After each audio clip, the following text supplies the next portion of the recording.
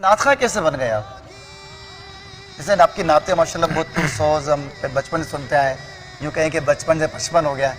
आपकी आवाज़ माशाल्लाह जो है पुरसोज होती है, कलाम आप बहुत अच्छे पढ़ते हैं, आला हज़रत को बहुत अच्छा पढ़ते हैं।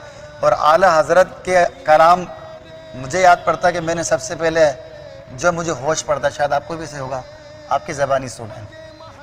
तो ये क्या पहले से नात खां थे, दावत इस्लामी में आने के बाद नात खां बने?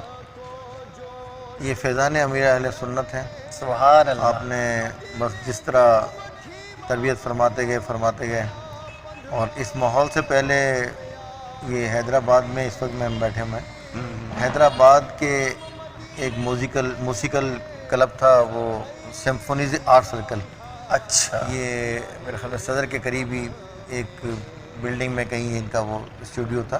اچھا. تو ہماری جہاں ہم کام کرتے تھے نا، یہاں میں کام کرتا تھا پپری میں ہی، نہیں پپری نہیں، یہاں پر بلاری میں. بلاری کو سندھ گاؤں ہے. بلاری یہ اس کے ساتھ ہے اپنے کیا نام ہے، حیدرآباد کے ساتھ کون سا علاقہ ہے؟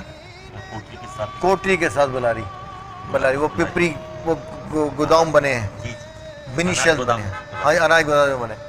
یہاں پر جو نا وہ ہمارے فنکشن وغیرہ ہوئے تھے، تو یہ ان کو میں یہ سلیم جاوید جو ڈانسر اور گویا تھا، تو سمجھو ان کے ساتھ گانے وغیرہ اللہ تعالیٰ معاف فرمائے، اسٹیج پر گانے وغیرہ گاتے تھے.